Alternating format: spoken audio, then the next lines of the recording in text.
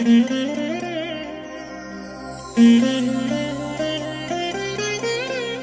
దినం పరము నుండి దిగివచ్చు మాట, ఇది నీ జీవితానికి వెలుగుల బాట, నీ ఒడిలో ఉంచబడిన దీవెనల మూట, అద్భుతాల ఆనంద ఊట.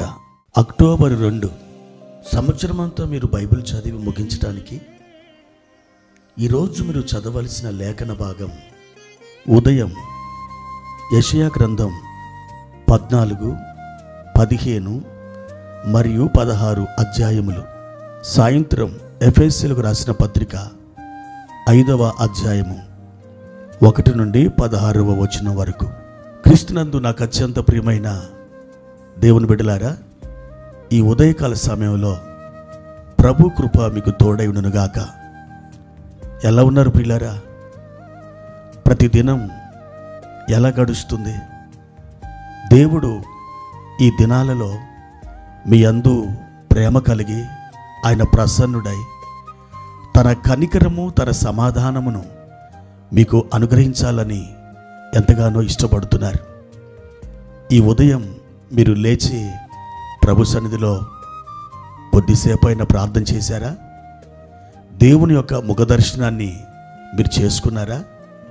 ఒకవేళ ఆ విధంగా మీరు జరిగించినట్లయితే ఈ దినం ఖచ్చితంగా దేవుని యొక్క అద్భుతమైన నడిపింపును మీరు పొందుకుంటారు.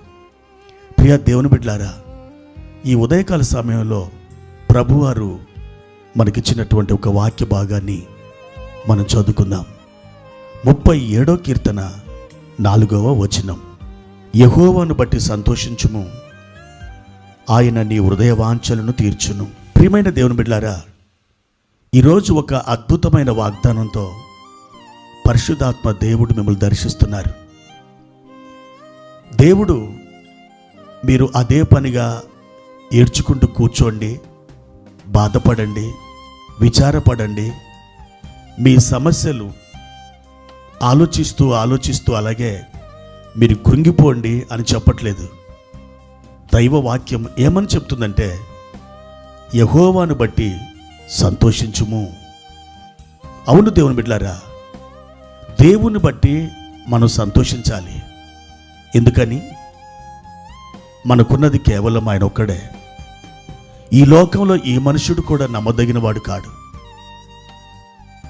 నీవు ఎవరినైతే నమ్మి ఉన్నావో వారు జీవితాంతం వరకు అలాగే నమ్మకంగా ఉంటాడని గ్యారంటీ ఏమీ లేదు.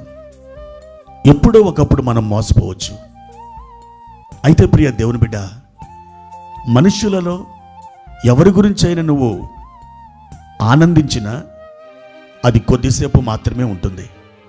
కానీ దేవుని గురించి నువ్వు ఆనందించటం ప్రారంభిస్తే దేవుడు అంటున్నాడు, నా బిడ్డ, నేను నీ హృదయ వాంఛలను తీరుస్తాను. ఆయన మీదనే మీరు ఆశ పెట్టుకోవాలి. ఆయన మీదనే మీ మనస్సుని లగ్నము చేయాలి. ఆయనే నాకున్నాడు, ఆయన నా తోడు, ఆయన నా నీడ, ఆయన నన్ను సృష్టించిన నా సృష్టికర్త. నాకేం కావాలో ఆయనకు బాగా తెలుసు.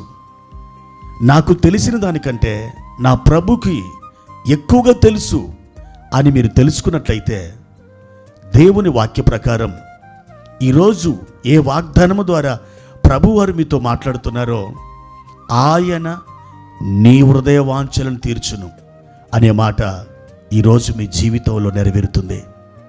అవును నా ప్రియమైన దేవుని బిడ్డలారా, దేవుడు మన హృదయ వాంఛలు తీర్చేవాడు, మన అవసరతలు ఎరిగినటువంటి వాడు, మనల్ని ఆదరించేవాడు. ఇదే వాక్యములో మరి ఒక చోట కీర్తనకారుడు చెప్తున్నాడు, ఆయన తన గుప్పిల్ని విప్పి ప్రతి జీవి కోరికను తృప్తిపరచుచున్నాడని రాయబడింది. అవును, ఆయన చెయ్యి నీ విషయంలో విప్పబడబోతుంది. నీ కోరికను ఆయన తీర్చబోతున్నాడు. నీ హృదయ వాంఛను ఆయన చూస్తున్నాడు. తప్పకుండా నిశ్చయముగా నీకు ఈ కార్యము చేయడానికి దేవుడు ఇష్టపడుతున్నాడు. జక్కయ్య కోరికను తీర్చలేదా? యేసు ఎవరో అని చూడగోరాను, కానీ అతనికి ఒక ఆటంకం కలిగింది. ప్రియ దేవుని బిడ్డ, ఒక మేడి చెట్టు ఎక్కి ప్రభువును చూడాలని ఆశపడ్డాడు. అతడు చెట్టు ఎక్కక ముందే జక్కయ్యని యేసుప్రభు ఎప్పుడూ చూశాడు. జక్కయ్య దగ్గరికి వచ్చి పేరు పెట్టి పిలిచి, జక్కయ్య త్వరగా దిగిరా, నేడు నేను నీ ఇంట ఉండవలసినదని ఒక అద్భుతమైన శుభవార్త చెప్పాడు. జక్కయ్య కోరికను తీర్చిన దేవుడు నీ కోరికను కూడా తీరుస్తాడు. అయితే ఒక మాట, దేవుణ్ణి బట్టి మాత్రమే నువ్వు సంతోషపడు. అప్పుడు నీ హృదయవాంఛలన్నీ నెరవేర్చబడతాయి. ప్రార్థన. ప్రియమైన తండ్రి, మీ ఘనమైన నామానికి వందనాలు. ఈ ఉదయకాల సమయంలో మా ప్రియులను ఒక్కసారి జ్ఞాపకం చేసుకునండి. వారి హృదయ వాంఛలు మీరు తీర్చండి. శ్రేష్టమైన ఒక వాగ్దానం ద్వారా ఈ పూట మీరు మాతో మాట్లాడుతున్నారు నాయన. మా హృదయ వాంఛలు ఎరిగిన దేవుడు నువ్వు ఒక్కడివే.